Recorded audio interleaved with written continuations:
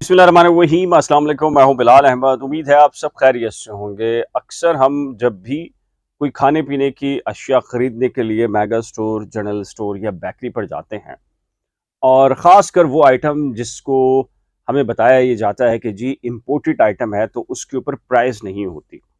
और कुछ आइटम्स तो ऐसे होते हैं, ख़ासकर जो बेकरी आइटम हैं, उन पर ना ही मैन्युफैक्चरिंग की डेट होती है और ना ही एक्सपायरी की डेट या तारीख मौजूद होती है। खासकर जो इम्पोर्टेड आइटम्स होते हैं, तो हमें ये तरखा दिया जाता है कि इस पे चूंकि बैरून मुल्क से ही प्राइस नहीं आए, तो हम प्राइस आपको क्या बताएं। तो बस हमारी लिस्ट के अंदर जो प्राइस हैं वो एक्चुअल प्राइस हैं, लेकिन हकीकत में ये गैर कानूनी अमल है। इवन के अगर जो बेकरी आइटम है, यानी कि अगर डबल रोटी भी है, जो कि खुली डबल रोटी होती है, उसके ऊपर भी उसकी मैन्युफैक्चरिंग तारीख और उसकी एक्सपायरी तारीख, यानी कि कब वो आइटम बनाया गया और उसको कब तक आप खा सकते हैं, ये कानूनी तौर के ऊपर लाजमी तौर पर लिखा जाना चाहिए। भले से वो इंपोर्टेड आइटम हो या वो लोकल मैन्युफैक्चरिंग का आइटम हो।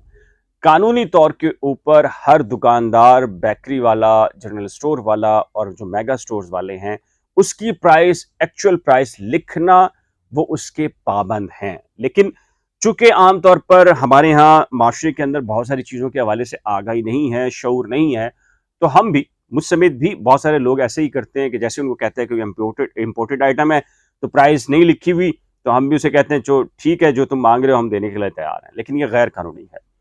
इसी चीज़ के हवाले से एक केस आया है और वो केस खासा इंफॉर्मेटिव है, और इसीलिए मैं आपके सामने रख रहा हूं कि क्या हुआ है इस तरह के एक केस में। जी हाँ, कंज्यूमर सेल है, उसके डायरेक्टर हैं जमालुद्दीन जलालानी। इनकी सरबराही में एक कमेटी तश्कील दी गई और उसने कार्रवाई की है औरंगी टाउन में कायम अल जन्नत बेकरी एंड निम्को की, क्योंकि एक दरखास्त इस बेकरी के खिलाफ आई थी और उसमें कहा गया था कि ये खाने पीने की अशिया की ना तारीख लिखी जाती है और ना ही कीमतें लिखी जा रही हैं। और जैसे ये दरखास्त आई और डायरेक्टर जनरल जमालुद्दीन की निगरानी के अंदर एक टीम ने, कंज्यूमर जो सेल है, उसने एक कार्रवाई की जब बेकरी पर, तो पता चला कि बेकरी में जो भी खाने पीने की अशिया थी उन पे वाकई ही, और ये आमतौर पे हमारे यहाँ ऐसी ही है, बेकरी आइटम में तो वैसे ही खुले आइटम्स होते हैं, तो वहां लिखा ही नहीं जाता। इवन के जो या बॉक्स जो बना हो जहां पर बिस्किट्स या दीगर अशिया रखी होती हैं, वहां कम से कम बॉक्स के ऊपर लिख दिया जाए कि इस बॉक्स में जो मौजूद आइटम है उनकी मैन्युफैक्चरिंग, यानी कि जो उसको बनाने की तारीख है वो ये है और एक्सपायरी इस तारीख तक की है।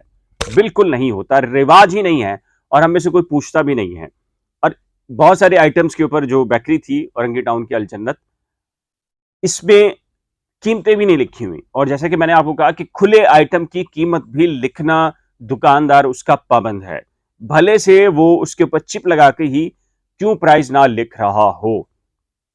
लेकिन आप बड़े बड़े मेगा स्टोर्स पे चले जाइए, इंपोर्टेड आप कोई घी ले लें, चीनी लें, या कोई भी आइटम लें आप खरीदें, तो हमें ये बताया जाता है, टरखा दिया जाता है कि जी इंपोर्टेड आइटम है, इंपोर्टेड आइटम पे तो प्राइस नहीं होते।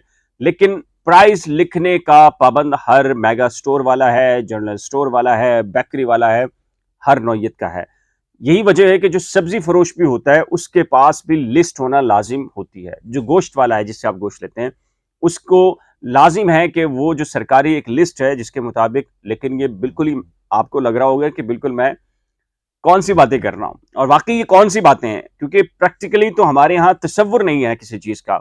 गोश्त वाला हो, सब्जी वाला हो, फल वाला हो, सवाल ही पैदा नहीं होता। उसके पास एक लिस्ट जो आती जो है उसने साइड पर रखी होती है, जब कभी छापा पड़ता है तो वो दिखा देता है। लेकिन आप और मेरे लिए वो लिस्ट नहीं होती। आपके और मेरे लिए सिर्फ उसके मुंह के अल्फाज जो उसने अदा किए होते हैं कि इतने प्राइस की है, लेना है तो लो वरना चले जाओ। दुनिया में कहीं नहीं होता कि लेना है तो लो वरना चले जाओ, लेकिन हमारे मुल्क में, क्योंकि हमारे यहाँ अनफॉर्चुनेटली बड़ी बदकिस्मती से शऊर नहीं है, आगाही नहीं है कि हम उसके खिलाफ क्या कार्रवाई कर सकते हैं। बहुत ही कम सर फिरे किस्म के लोग होते हैं, माजरत के साथ, जो कानून भी जानते हैं, आगाही भी है, शऊर भी है, और फिर उस पर कार्रवाई भी करते हैं।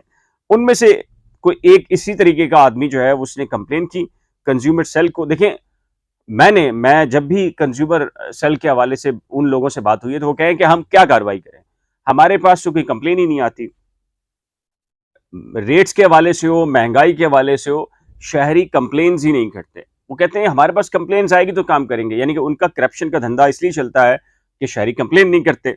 हम कंप्लेन करेंगे तब जाके वो कार्रवाई ना करें तो उनके खिलाफ कोई चीज हो सकती है, लेकिन जब हमने कंप्लेन ही नहीं की होगी तो वो कार्रवाई किस चीज करेंगे? तो उनके खिलाफ कार्रवाई भी महकमा जाती कुछ नहीं हो सकती। अदालतें जब पूछती हैं कि, तो वो कहते हैं सर शहरी रावी चैन ही चैन लिख रहा है, ना दूध की किसी को फिक्र है, ना सब्जी, ना फल, किसी के हवाले से। इवन के रमजान के अंदर कंप्लेंट्स नहीं करते शहरी। तो हमारे यहाँ प्रॉब्लम यह है कि कंज्यूमर कोर्ट्स भी मौजूद हैं, कंज्यूमर सेल्स भी मौजूद हैं, कंज्यूमर डिपार्टमेंट्स भी मौजूद हैं, ब्यूरो एंड सप्लाई डिपार्टमेंट मौजूद है जो कि प्राइस तय करता है। लेकिन अनफॉर्चुनेटली अनफॉर्चुनेटली चूंकि हम में शऊर नहीं है, शऊर है मालूम है जिसको, तो वो कंप्लेन नहीं करना चाहता। कंप्लेन इसलिए नहीं करना चाहता, उसे पता है कि करप्शन में डूबे हुए महकमे हैं, वो कंप्लेन करेगा, खुद ही उसकी मुसीबत आएगी, खुद ही उसको भुगतना पड़ेगा, खुद ही जाना पड़ेगा, खुद ही परसू करना पड़ेगा, नतीजा सिफर निकलेगा। लेकिन मेरा ख्याल है कि अब सारिफ कोर्ट की तरफ और सारिफ इश्यूज की तरफ, कंज्यूमर सेल्स की तरफ कुछ लोग आ रहे हैं। और कुछ लोग, देखिए मैं आपको एक और चीज बताता हूं कि कंज्यूमर्स कोर्ट्स बनाई गई हैं, कंज्यूमर सेल्स बनाए गए हैं। अगर आप कोई शूज लेकर आते हैं, अगर आप कोई आइटम खरीदते हैं, अगर आप कोई कपड़ा खरीदते हैं, कोई दर्जी को कपड़ा देते हैं और वो नाप लेने के बाद उसको सही नहीं सीता, शूज वाले का साइज का मसला आता है, या 2-4 दिन के बाद शूज खराब हो जाता है, या कुछ भी हो जाता है, तो ये जो खरीदा हुआ सामान वापस नहीं हो सकता। ये ढकोसला है, कानूनी पोजीशन नहीं है। कानून बहुत क्लियर है। कानून ये कहता है कि दुकानदार पाबंद है कि जो चीज उसने आपको दी है वो वापस भी लेगा, अगर जो चीजें तय हुई थी उसके ऊपर, मयार के ऊपर वो नहीं है। ऐसा भी हुआ है कि हमने देखा है कि एक बहुत ही कह लीजिए कि न्यूज एंकर लाहौर की, उसने अपने शादी का सूट दिया और वो सूट जो है, वो जो साइज उसका था, जो नाप उसका था, वो उस नाप के ऊपर नहीं था और वो सूट खराब हो गया। और वो एंकर जो है वो लाहौर की सारिफ कोर्ट में गई और एक हंगामा मच गया।